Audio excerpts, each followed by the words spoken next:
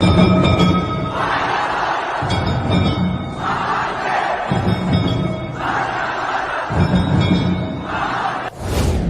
का सही अर्थ क्या होता है?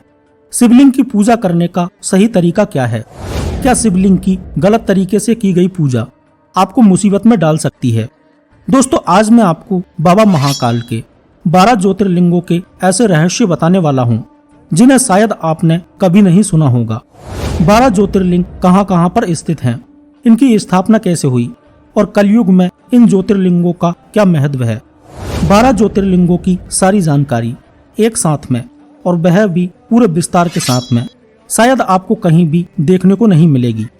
12 ज्योतिर्लिंगों के लाइव दर्शन करें और अपने जीवन को धन्य बनाएं। इनमें से एक शिवलिंग तो 400 वर्षों तक बर्फ में दबा रहा था। एक शिवलिंग को तोड़कर मस्जिद बना दी गई। एक शिवलिंग दे रहा है दुनिया के अंत के संकेत। एक शिवलिंग के नीचे दबा है पूरा शहर। एक ज्योतिर्लिंग के पास भगवान शिव और माता पार्वती चौपड़ खेलते हैं। देवाधिदेव महादेव आपके सारे कष्टों को दूर करेंगे। इसलिए चैनल पर न्यू आए हैं तो प्लीज चैनल को सब्सक्राइब करके साथ में घंटी वाला बेल आइकन जरूर दबा दें, तभी आपको न्यू वीडियो का नोटिफिकेशन मिल पाएगा। और बाबा महाकाल के भक्त लोग कमेंट सेक्शन में हर हर महादेव लिखकर बाबा के चरणों में अपनी उपस्थिति जरूर लगा देना। तो चलिए दोस्तों, बिना टाइम को वेस्ट किए वीडियो को स्टार्ट करते हैं। सबसे पहले जानते हैं कि आखिर शिवलिंग का क्या अर्थ होता है। संस्कृत में लिंग का अर्थ प्रतीक या चिन्ह होता है। इस प्रकार शिवलिंग का अर्थ शिव का प्रतीक या शिव का चिन्ह होता है। इसे लिंगा, पार्थिव लिंग, लिंगम या शिवालिंगम भी कहते हैं। पुराणों के अनुसार जब महाप्रलय होती है तो सब कुछ इसी शिवलिंग में समाहित हो जाता है और फिर पुनः इसी शिवलिंग से सृष्टि की उत्पत्ति होती है। शिवलिंग का ना आदि है और ना ही अंत है। विश्व की संपूर्ण ऊर्जा का प्रतीक शिवलिंग को माना गया है। इसमें शिव और शक्ति एक साथ वास करते हैं। हिंदू धार्मिक ग्रंथों में वर्णन किया गया है कि इस सृष्टि की उत्पत्ति भगवान शिव से हुई है और एक दिन सब कुछ उन्हीं में मिल जाएगा।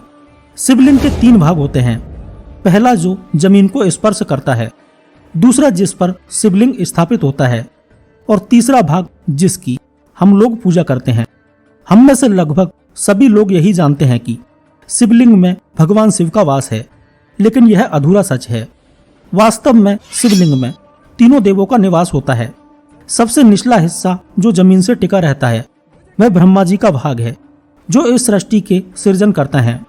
बीच वाला भाग भगवान विष्णु का भाग है, जो इस सृष्टि का पालन करते हैं।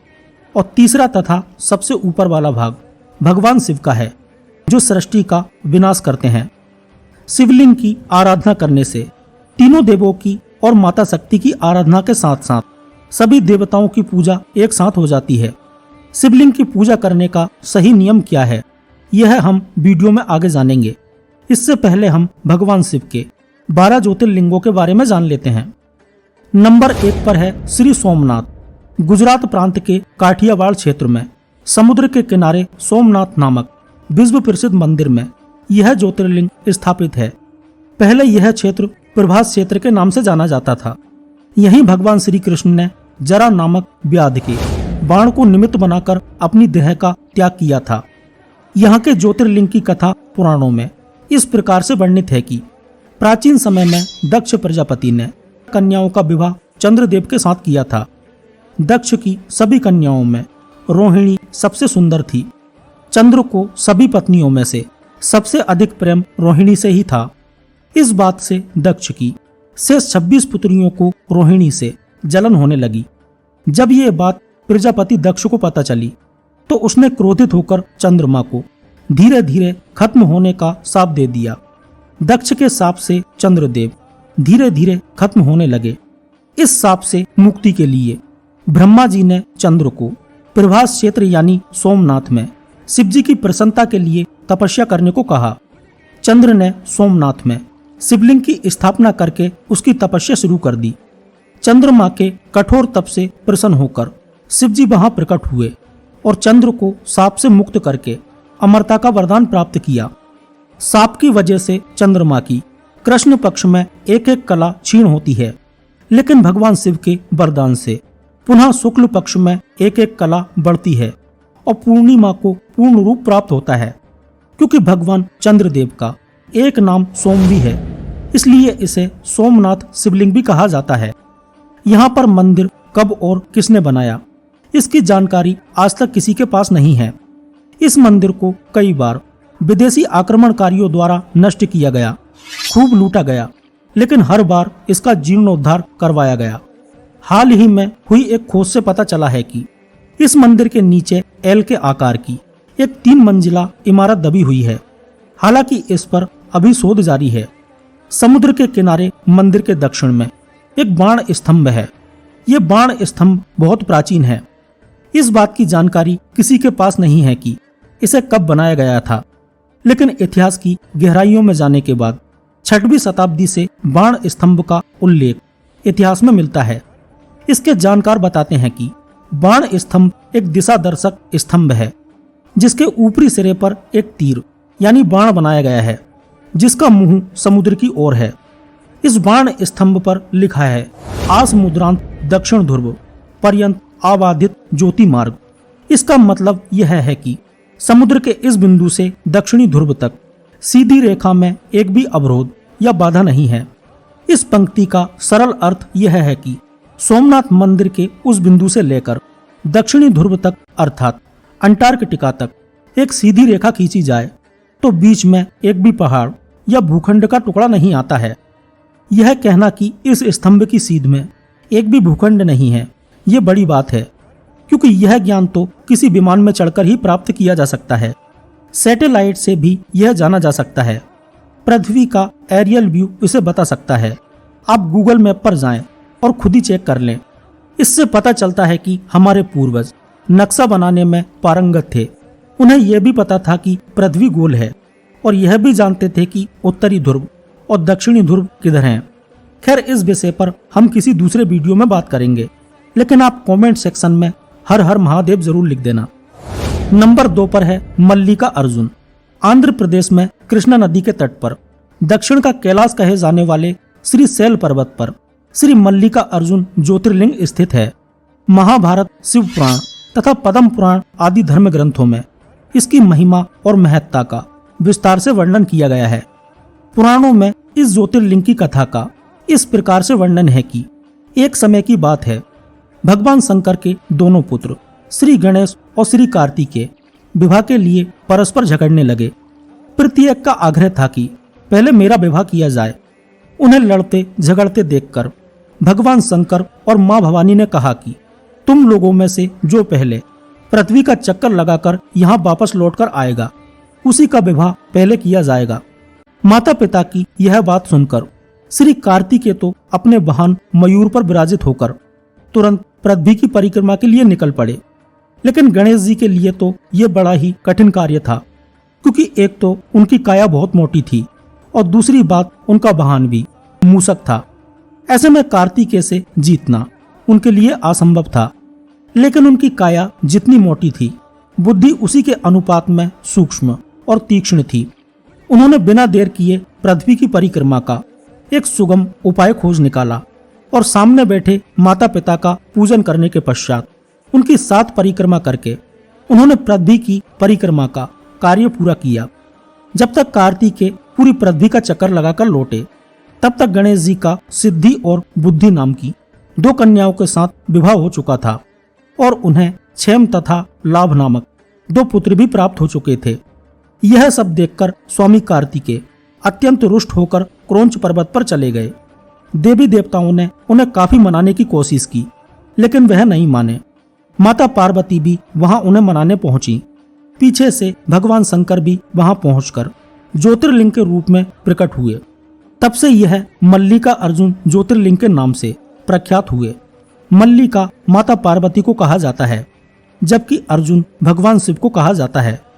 कहते हैं कि मल्लिका अर्जुन शिवलिंग का दर्शन, पूजन एवं अर्चन करने वाले भक्तों की सभी मनोकामनाएं पूर्ण हो जाती हैं। वह सभी प्रकार की बाधाओं से मुक्त होते हैं और इसके साथ ही उन्हें अनंत सुखों की प्राप्ति होती है। बोलो हर हर महादेव। नंबर 3 पर है महाकालेश्वर शिवलिंग। ये परम पवित्र ज्योतिर्लिंग मध्य प्रदेश के उज्जैन नगर में है। पुण्य सलीला क्षिप्रा नदी के तट पर स्थित उज्जैन प्राचीन काल में उज्जैनी के नाम से विख्यात था। इसे अवंतिकापुरी भी कहते थे। यह भारत की परम पवित्र सप्तपुरियों में से एक है। महाभारत शिव पुराण स्कंद पुराण में महाकाल ज्योतिर्लिंग की महिमा का पूरे विस्तार के साथ में वर्णन किया गया है। इस ज्योतिर्लिंग की कथा पुराणों में इस प्रकार से वर्णित है कि प्राचीन काल में उज्जैनी में राजा चंद्रसेन राज्य करते थे। वह परम शिव भक्त थे। एक दिन श्रीकर नामक एक 5 वर्ष का गोप बालक अपनी मां के साथ उधर से गुजर रहा था। राजा का शिव पूजन देखकर उसे बहुत विस्मय और कौतूहल हुआ। वह स्वयं उसी प्रकार की सामग्रियों से शिव पूजन करने के लिए लालायित हो उठा। सामग्री का साधन न जुट पाने पर लौटते समय उसने रास्ते से एक पत्थर का टुकड़ा उठा लिया। घर पर आकर उसी पत्थर को शिव के रूप में स्थापित कर पुष्प चंदन आदि से परम श्रद्धा पूर्वक उसकी पूजा करने लगा।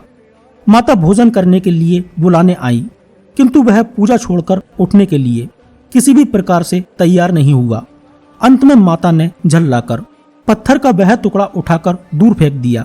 इससे बहुत ही दुखी होकर वह बालक जोर जोर से भगवान शिव को पुकारता हुआ रोने लगा। रोते रोते अंत में बेहोश होकर वहीं पर गिर पड़ा। बालक की अपने प्रति भक्ति और प्रेम को देखकर भोलेनाथ भगवान शिव अत्यंत प्रसन्न हो गए। बालक ने जैसे ही होश में आकर अपने नेत्र खोले तो उसने देखा कि उसके सामने एक बहुत ही भव्य और अति विशाल स्वर्णों और रत्नों से बना हुआ मंदिर खड़ा हुआ है। उस मंदिर के अंदर एक बहुत ही प्रकाशपूर्ण तेजस्वी ज्योतिर्लिंग खड़ा है। बच्चा प्रसन्नता और आनंद से विभोर होकर भगवान शिव की स्तुति करने लगा। माता को जब यह समाचार मिला तब दौड़कर उसने अपने प्यारे लाल को गले से लगा लिया। पीछे से राजा चंद्रसेन ने भी वहां पर पहुंचकर बच्चे की भक्ति और सिद्धि की बड़ी सराहना की। धीरे धीरे वहां बड़ी भीड़ जुट गई। इतने में उस स्थान पर हनुमान जी प्रकट हो गए। उन्होंने कहा, मनुष्यों भगवान शंकर शीघ्र फल देने वाले देवताओं में सर्वप्रथम है। इस बालक की भक्ति से प्रसन्न होकर उन्होंने इसे ऐसा फल प्रदान किया है जो बड़े बड़े ऋषि मुनि करोड़ों जन्मों की तपस्या से भी प्राप्त नहीं कर पाते। इस गोप बालक की 8वीं पीढ़ी में धर्मात्मा नंद गोप का जन्म होगा। द्वापर युग में भगवान विष्णु कृष्ण अवतार लेकर उनके वहां पर तरह तरह की लीलाएं करेंगे। हनुमान जी इतना कहकर अंतर ध्यान हो गए। उस स्थान पर नियम से भगवान शिव की आराधना करते हुए अंत में श्रीकर गोप और राजा चंद्रसेन शिव धाम को चले गए। इस ज्योतिर्लिंग के विषय में एक दूसरी कथा इस प्रकार कही जाती है कि किसी समय अवंतिकापुरी में वेद पाठी तपोनिष्ठ एक अत्यंत तेजस्वी ब्राह्मण रहते थे। एक दिन दूषण नामक एक अत्याचारी असुर उनकी तपस्या में विघ्न डालने के लिए वहां पर आया। ब्रह्मा जी से वर प्राप्त कर वह बहुत शक्तिशाली हो गया था। उसके अत्याचार से चारों ओर त्राही त्राही मची हुई थी। ब्राह्मण को कष्ट में पड़ा देखकर प्राणी मात्र का कल्याण करने वाले भगवान शंकर वहां प्रकट हो गए।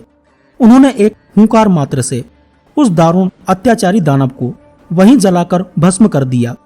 भगवान वहां हुंकार सहित प्रकट हुए थे, इसलिए परम पवित्र ज्योतिर्लिंग को महाकाल के नाम से जाना जाता है। हर सुबह महाकाल की भस्म आरती करके उनका श्रृंगार होता है। इसके लिए वर्षों पहले शमशान से भस्म लाने की परंपरा थी। हालांकि पिछले कुछ वर्षों से अब कपिला गाय के गोबर से बने कंडे, समी, पीपल, पलास, बड़, अमलतास और बेर की लकड़ियों को जलाकर तैयार किए गए भस्म को कपड़े से छानने के बाद इस्तेमाल करना शुरू हो चुका है। केवल उज्जैन में ही आपको यह आरती देखने का सुनहरा अवसर प्राप्त होता है।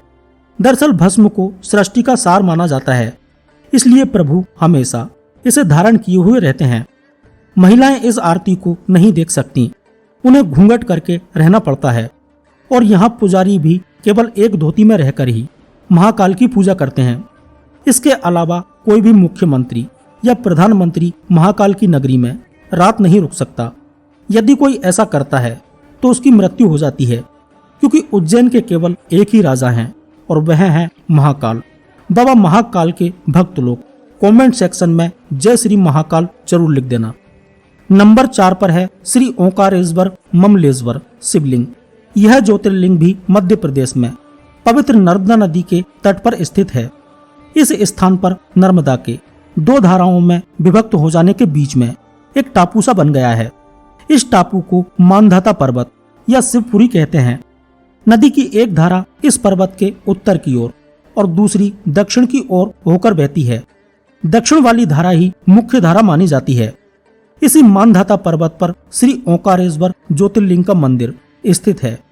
पूर्व काल में महाराजा मानधाता ने इसी पर्वत पर अपनी तपस्या से भगवान शिव को प्रसन्न किया था। इसी से इस पर्वत को मानधाता पर्वत कहा जाने लगा। इस ज्योतिर्लिंग मंदिर के भीतर 2 कोठरियों से होकर जाना पड़ता है। भीतर अंधेरा रहने के कारण यहाँ निरंतर प्रकाश जलता रहता है। ओंकारेश्वर शिवलिंग मनुष्य निर्मित नहीं है, स्वयं प्रकृति ने इसका निर्माण किया है। इसके चारों ओर हमेशा जल भरा रहता है। संपूर्ण मानधाता पर्वत ही भगवान शिव का रूप माना जाता है। इसी कारण इसे शिवपुरी भी कहते हैं। लोग भक्ति पूर्वक इसकी परिक्रमा करते हैं। कार्तिकी पूर्णिमा के दिन यहाँ बहुत ही भारी मेला लगता है।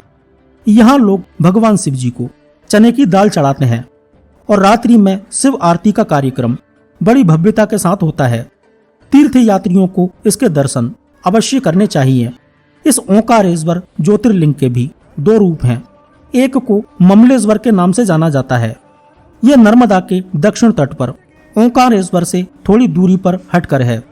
पृथक होते हुए भी दोनों की गणना एक ही में की जाती है।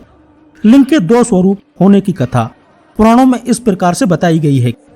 एक बार विंध्य पर्वत ने पार्थिव अर्चना के साथ भगवान शिव की 6 मास तक कठिन उपासना की। उनकी इस उपासना से प्रसन्न होकर भूत भावन शंकर जी वहां प्रकट हुए। उन्होंने विंध्य को उनके मनोवांछित वर प्रदान किए। विंध्याचल की इस वर प्राप्ति के अवसर पर वहां पर बहुत से ऋषिगण और मुनि भी पधारे। उनकी प्रार्थना पर शिव जी ने अपने ओंकारेश्वर नामक लिंग के 2 भाग किए। एक का नाम ओंकारेश्वर और दूसरे का नाम ममलेश्वर पड़ा। दोनों लिंगों का स्थान और मंदिर पृथक होते हुए भी दोनों की सत्ता और स्वरूप एक ही माना गया है। शिव पुराण में इस ज्योतिर्लिंग की महिमा का विस्तार से वर्णन किया गया है। श्री ओंकारेश्वर और श्री ममलेश्वर के दर्शन का पुण्य बताते हुए नर्मदा स्नान के पावन फल का भी वर्णन किया गया है। प्रत्येक मनुष्य को इस क्षेत्र की यात्रा अवश्य ही करना चाहिए। लौकिक तथा परलौकिक दोनों प्रकार के उत्तम फलों की प्राप्ति भगवान ओंकारेश्वर की कृपा से सहज ही हो जाती है। अर्थ, धर्म, काम, मोक्ष के सभी साधन उसके लिए सहज ही सुलभ हो जाते हैं। अंततः उसे लोकेश्वर महादेव भगवान शिव के परम धाम की प्राप्ति हो जाती है। भगवान शिव तो भक्तों पर अकारण ही कृपा करने वाले हैं।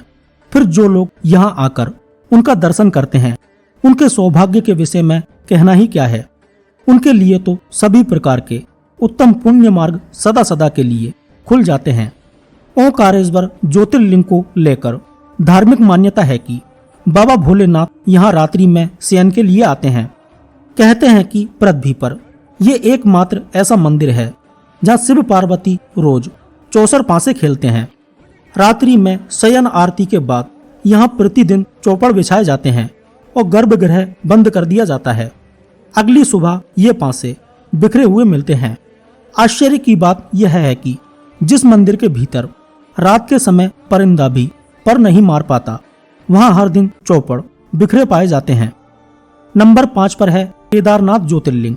12 ज्योतिर्लिंगों में से एक केदारनाथ धाम में भगवान शिव लिंग के रूप में विराजमान है। मान्यता है कि महाभारत के बाद पांडव अपने गोत्र बंधुओं की हत्या के पाप से मुक्ति के लिए भगवान शिव की शरण में जाना चाहते थे और इसके लिए वह भगवान शिव की खोज करने के लिए हिमालय की ओर चले गए। तब भगवान शिव अंतर्ध्यान होकर केदार में जा बसे। पांडव भी उनके पीछे पीछे केदार पर्वत पहुंच गए। तब भगवान शिव ने पांडवों को आता देख भैंसे का रूप धारण कर लिया और पशुओं के बीच में चले गए। भगवान शिव के दर्शन पाने के लिए पांडवों ने एक योजना बनाई और भीम ने विशाल रूप धारण कर अपने दोनों पैर केदार पर्वत के दोनों ओर फैला दिए।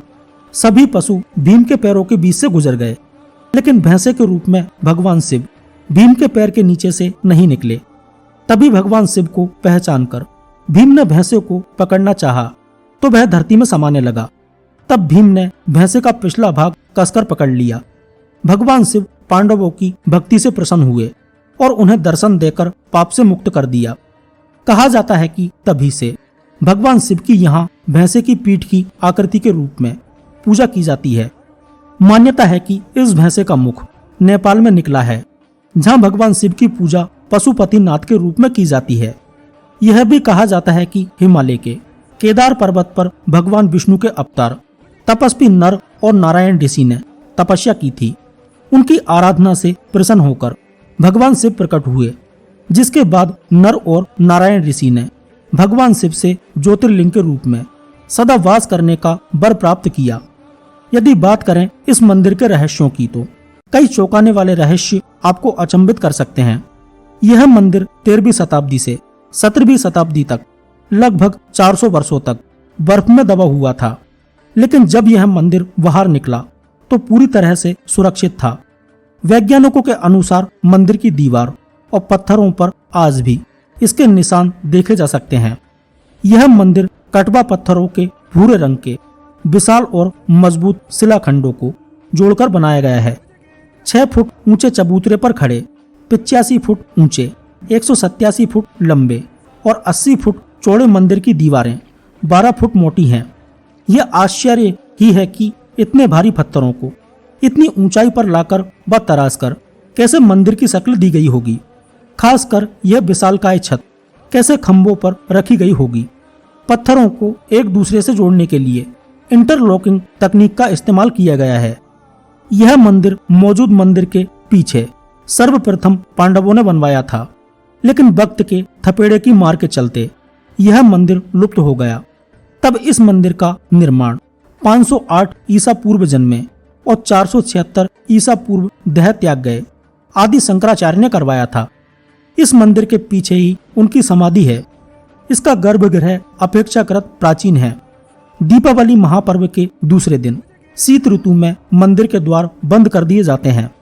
6 माह तक मंदिर के अंदर दीपक जलता रहता है। पुरोहित ससम्मान पट बंद कर भगवान के विग्रह एवं दंडी को 6 माह तक पहाड़ के नीचे उखी मठ में ले जाते हैं। 6 माह बाद मई माह में केदारनाथ के कपाट खुलते हैं। तब उत्तराखंड की यात्रा आरंभ होती है। 6 माह मंदिर और उसके आसपास कोई नहीं रहता है, लेकिन आश्चर्य की बात यह है कि 6 माह तक दीपक भी जलता रहता है और निरंतर पूजा भी होती रहती है।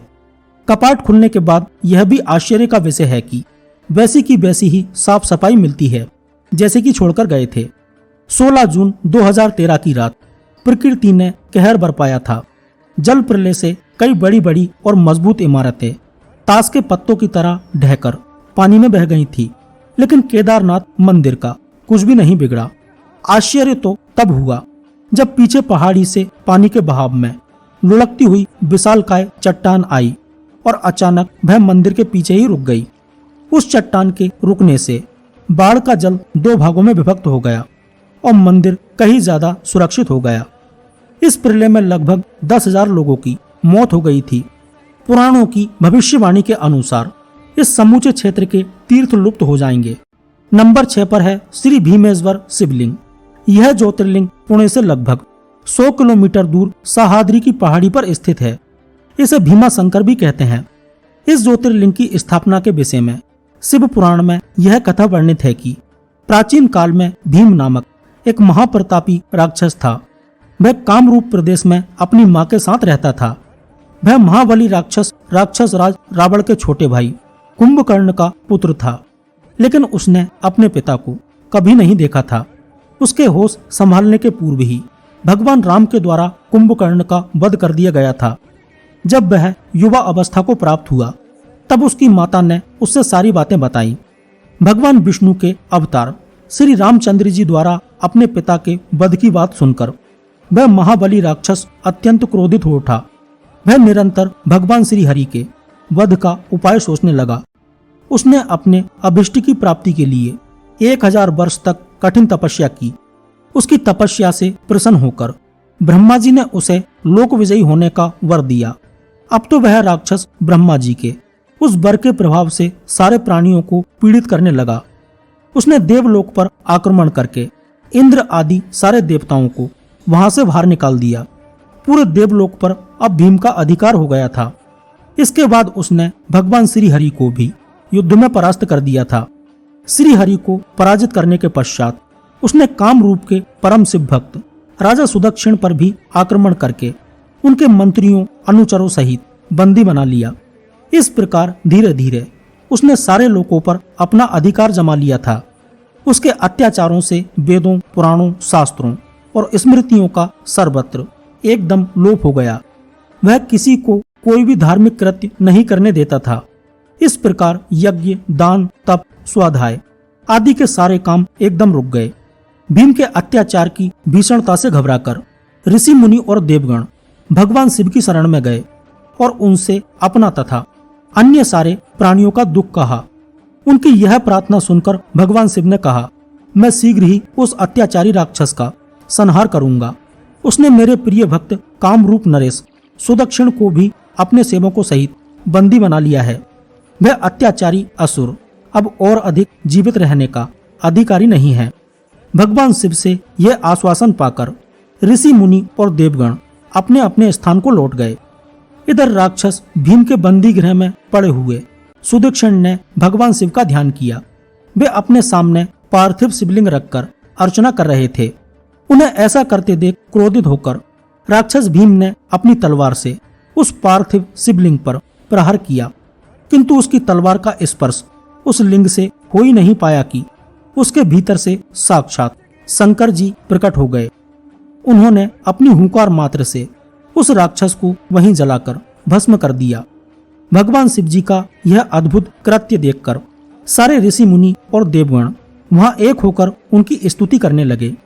उन लोगों ने भगवान शिव से प्रार्थना की कि महादेव, आप लोक कल्याण के लिए अब सदा के लिए यहीं पर निवास करें। यह क्षेत्र शास्त्रों में अपवित्र बताया गया है और आपके निवास से यह परम पवित्र पुण्य क्षेत्र बन जाएगा। भगवान शिव ने सबकी प्रार्थना स्वीकार कर ली। वहां वह ज्योतिर्लिंग के रूप में सदा के लिए निवास करने लगे। उनका यह शिवलिंग भीमेश्वर के नाम से विख्यात हुआ। शिव पुराण में यह कथा पूरे विस्तार के साथ में दी गई है।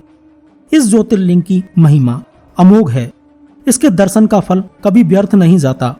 भक्तों की सभी मनोकामनाएं यहाँ आकर पूर्ण हो जाती हैं। नंबर 7 पर है विश्वनाथ शिवलिंग।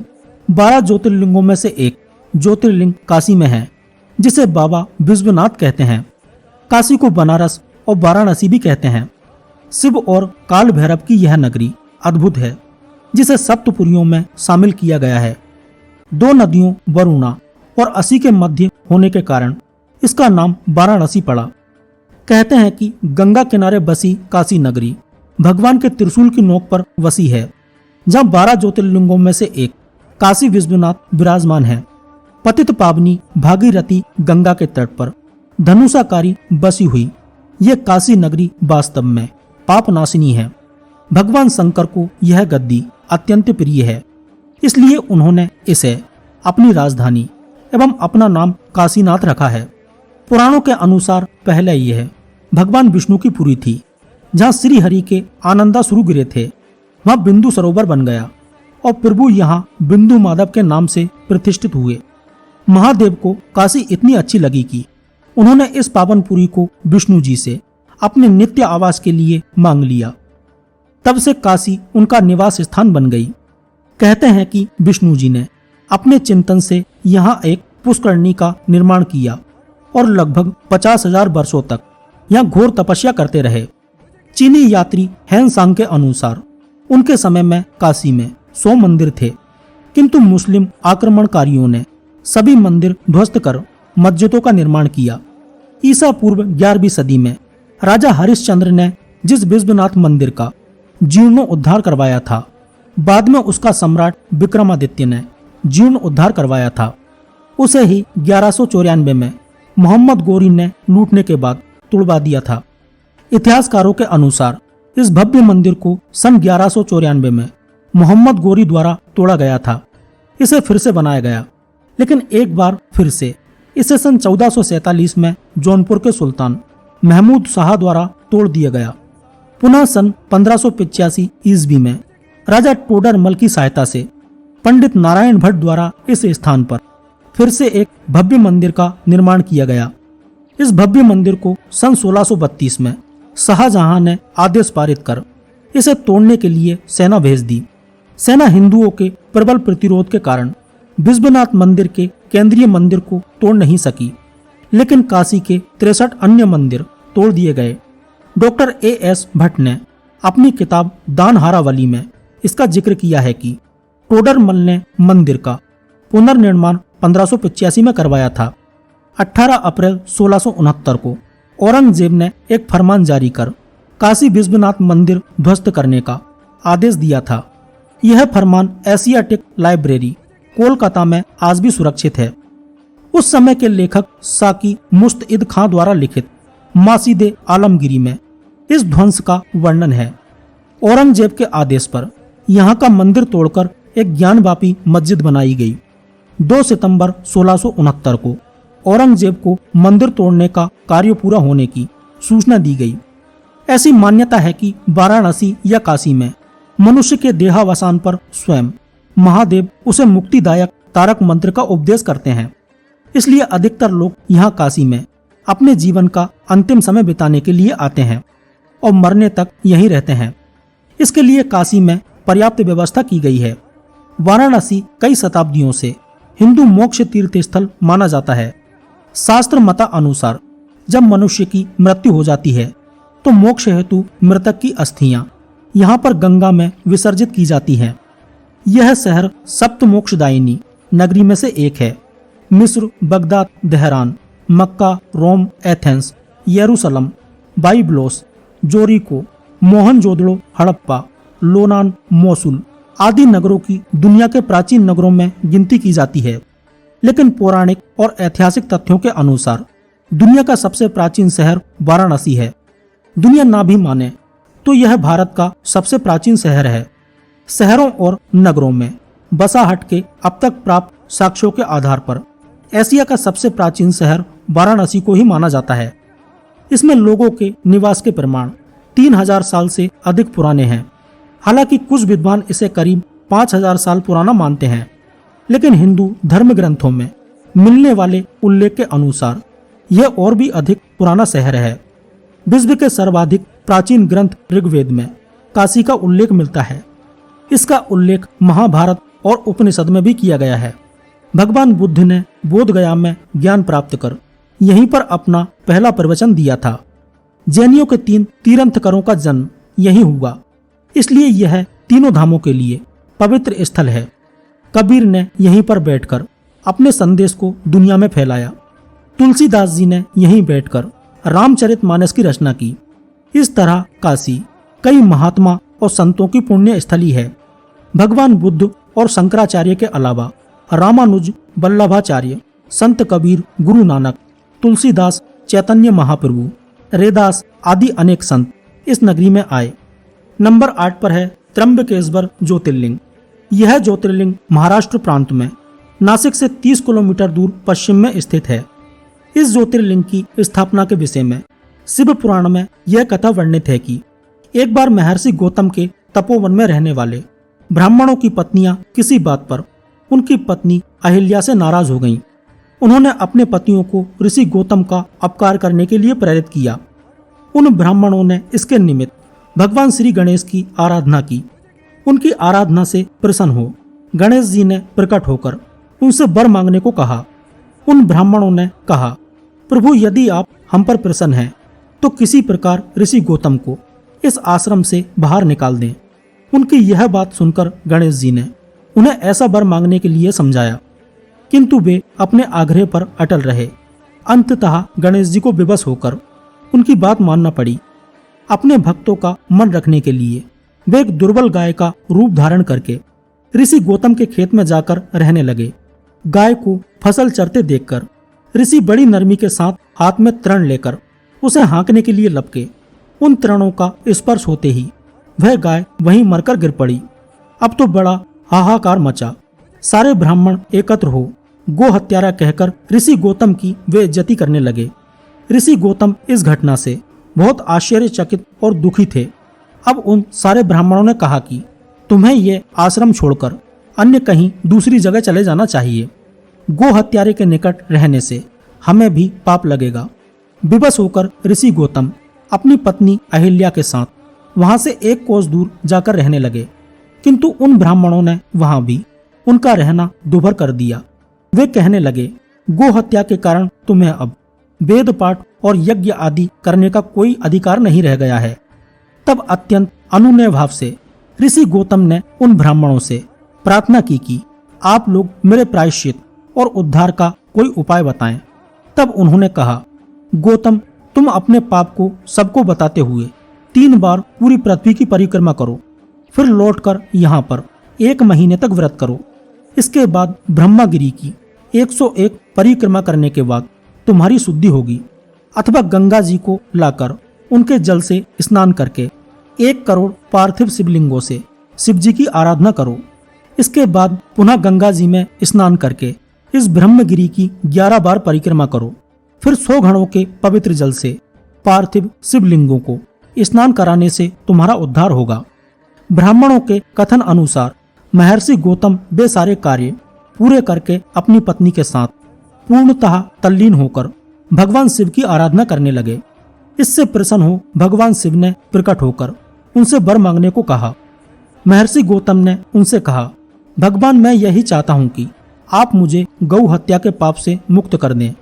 भगवान शिव ने कहा, गौतम, तुम सर्वथा निष्पाप हो। गो हत्या का अपराध तुम पर छल पूर्वक लगाया गया था।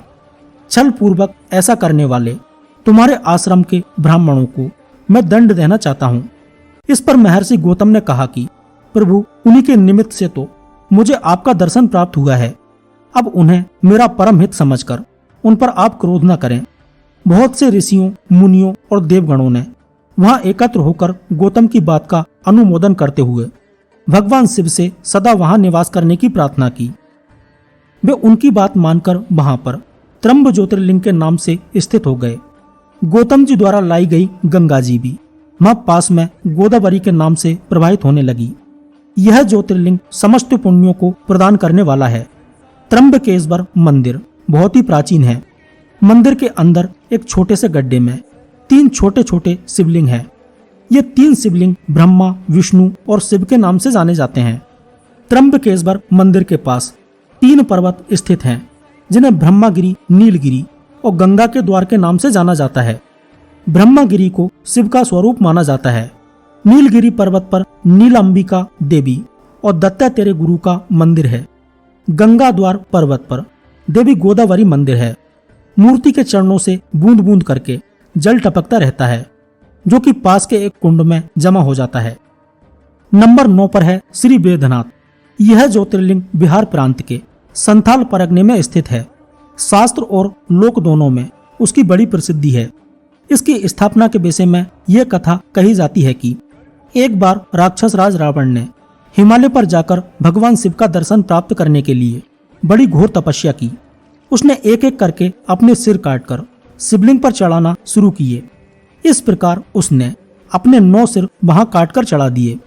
जब वह अपना 10वां और अंतिम सिर काटकर चढ़ाने के लिए उद्यत हुआ, तब भगवान शिव अति प्रसन्न और संतुष्ट होकर उसके समक्ष प्रकट हो गए। शीश काटने को उद्धत रावण का हाथ पकड़कर उन्होंने ऐसा करने से रोक दिया। उसके 9 सिर भी पहले की तरह ही जोड़ दिए और अत्यंत प्रसन्न होकर उससे वर मांगने को कहा।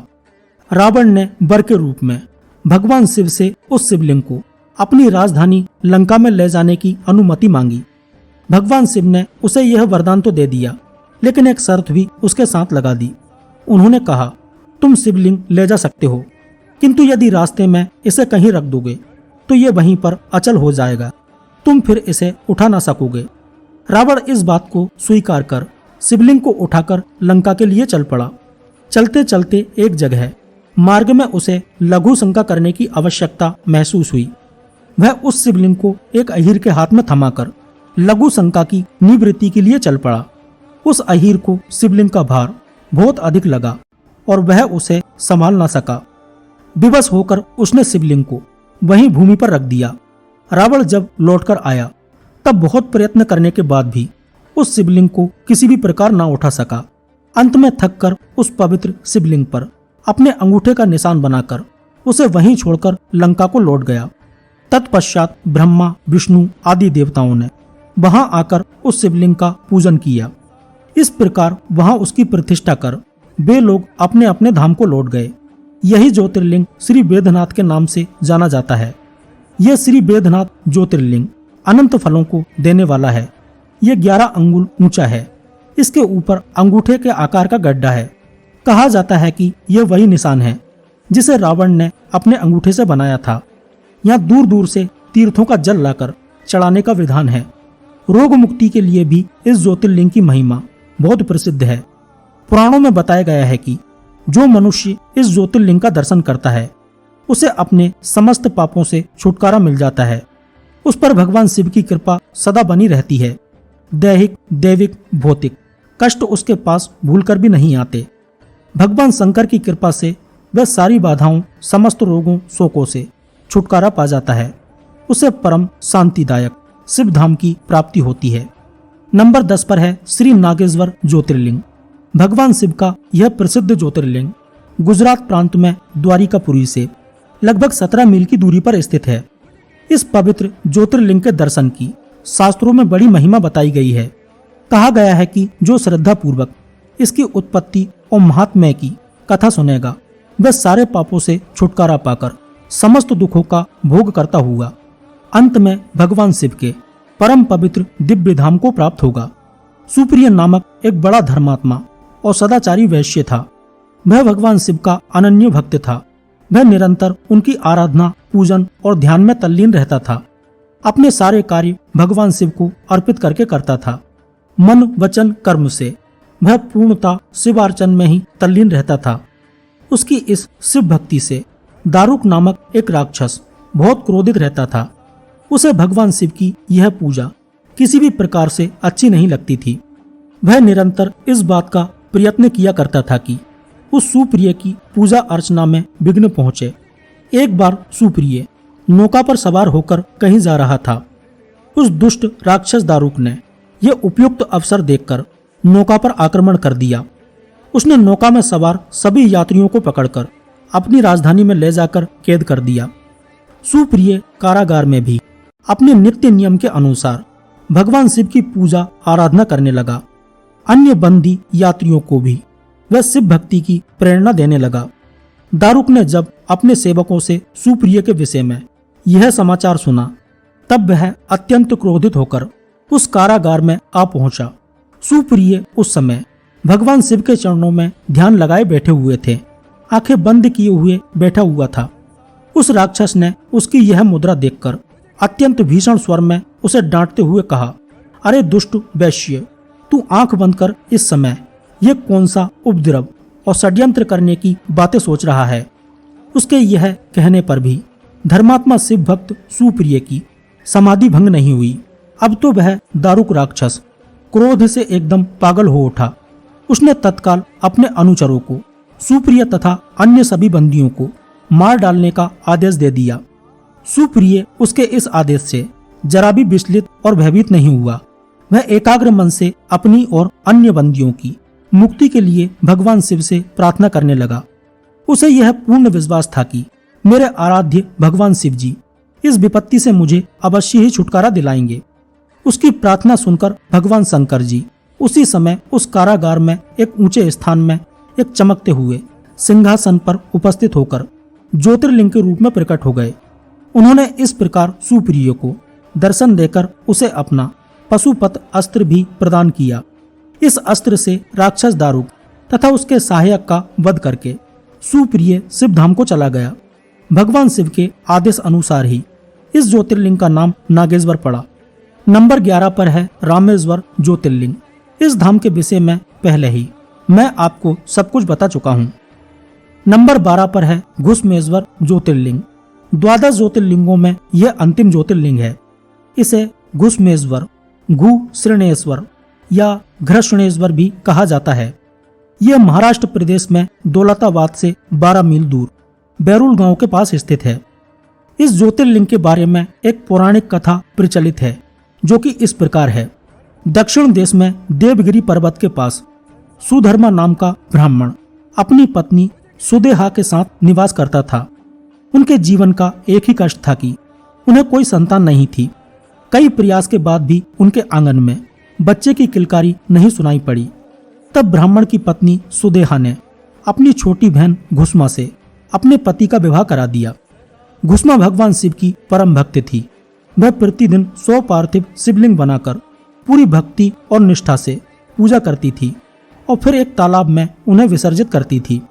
उस पर भोलेनाथ की महान कृपा थी। समय के साथ उसने एक पुत्र को जन्म दिया। बच्चे के आने से घर में खुशी और उल्लास का माहौल छा गया। लेकिन घुस्मा से मिली खुशी उसकी बड़ी बहन सुदेहा को रास नहीं आई और वह उससे जलने लगी। उसका पुत्र सुदेहा को खटकने लगा और एक रात अवसर पाकर सुदेहा ने पुत्र की हत्या करके उसी तालाब में फेंक दिया। इस घटना से पूरे परिवार में मातम छा गया। सब विलाप करने लगे, लेकिन शिव भक्त घुस्मा को अपनी भक्ति पर पूर्ण विश्वास था। वह बिना किसी दुख विलाप के रोज की तरह उसी तालाब में 100 शिवलिंगों की पूजा कर रही थी। इतने में उसी तालाब से ही अपना पुत्र वापस आता दिखा। यह सब भगवान शिव की महिमा थी कि घुस्मा ने अपने मृत पुत्र को फिर से जीवित पाया। उसी समय स्वयं भगवान शिव वहां प्रकट होकर घुस्मा को दर्शन देते हैं। भगवान उसकी बहन को दंड देना चाहते थे, लेकिन घुस्मा अपने अच्छे आचरण के कारण भगवान से अपनी बहन को क्षमा करने की विनती करती है। अपनी अनन्य भक्ति की प्रार्थना पर शिव ने घुस्मा से वरदान मांगने को कहा। तब घुस्मा कहती है कि मैं चाहती हूँ कि आप लोक कल्याण के लिए हमेशा के लिए यहाँ पर बस जाएं। भक्त के नाम को जग में अमर करने के लिए शिव ने कहा कि मैं अपने भक्त के नाम से यहाँ घुस्मेश्वर के नाम से जाना जाऊंगा। तब से यह जगत में शिव के अंतिम ज्योतिर्लिंग के तौर पर पूजा जाता है। घुस्मेश्वर के पास ही एक सरोवर भी है जो शिवालय के नाम से जाना जाता है। मान्यता है कि ज्योतिर्लिंग के साथ जो भक्त इस सरोवर के भी दर्शन करते हैं, भगवान शिव उनकी सभी इच्छाएं पूर्ण करते हैं। शास्त्रों के अनुसार जिस दंपति को संतान सुख नहीं मिल पाता, उन्हें यहाँ आकर दर्शन करने से संतान की प्राप्ति होती है। मान्यता है कि ये वही तालाब है जहाँ पर घुस्मा बनाए गए शिवलिंगों का विसर्जन करती थी और इसी के किनारे पर उसे अपना पुत्र जीवित मिला था। हर साल यहाँ सावन के माह के दौरान लाखों की संख्या में श्रद्धालु दर्शन के लिए आते हैं। आम दिनों में भी यहाँ भारी संख्या में लोग पहुँचते हैं। जिसने यहाँ तक वीडियो देखा वह वास्तव में भगवान शिव का परम भक्त है। भोले बाबा आपकी सभी मनोकामना पूरा करें और सुख समृद्धि दें। चलिए अब मैं आपको शिवलिंग की पूजा करने की सही विधि बताता हूँ। यदि आपके घर में शिवलिंग है तो इस बात का पूरा ध्यान रखें कि नियमित रूप से और पूरे विधि विधान से पूजा करें। यदि किसी कारण आप शिवलिंग की पूजा नहीं कर पा रहे हैं तो शिवलिंग को घर पर स्थापित नहीं करें, क्योंकि शिवलिंग की पूजा न होने पर भोले बाबा रुष्ट हो जाते हैं। शिव जी की पूजा में केतकी के फूल कभी नहीं चढ़ाने चाहिए। इसके साथ ही शिवलिंग पर कभी भी तुलसी दल या तुलसी के पत्ते भी नहीं चढ़ाना चाहिए। शिवलिंग पर हल्दी और कुमकुम चढ़ाना भी वर्जित होता है। मंदिरों और शिवालयों में विशाल शिवलिंग होते हैं, लेकिन घर पर बहुत बड़े आकार का शिवलिंग स्थापित नहीं करना चाहिए। घर पर नियमित पूजा के लिए शिवलिंग का आकार आपके अंगूठे से बड़ा नहीं होना चाहिए, क्योंकि शिवलिंग संवेदनशील होती है। इसलिए पूजा घर में छोटे आकार का शिवलिंग रखना ही शुभ होता है। घर पर प्रतिदिन शिवलिंग की पूजा के लिए सबसे पहले आचमन करें, फिर शिवलिंग पर गंगा जल या शुद्ध जल से अभिषेक करें। अब शिवलिंग पर चंदन का लेप लगाएं। शिवलिंग पर बेलपत्र, फूल और भोग आदि चढ़ाएं। पंच अक्षर मंत्र नमः शिवाय का 108 बार जप करना चाहिए, लेकिन घर पर आप 12 बार भी इस मंत्र का जप कर सकते हैं। इसके बाद शिव जी की आरती करें। थोड़ी बहुत गलती हो भी जाए तो भोले बाबा सब माफ कर देते हैं। तो दोस्तों, आज के वीडियो में बस इतना ही। मिलते हैं अगले वीडियो में किसी ऐसे ही टॉपिक के साथ में। यदि वीडियो पसंद आया हो तो प्लीज वीडियो को लाइक करें और चैनल को सब्सक्राइब करके साथ में घंटी वाला बेल आइकन जरूर दबा दें, तभी आपको न्यू वीडियो का नोटिफिकेशन मिल पाएगा। हर हर महादेव, जय श्री महाकाल। धन्यवाद।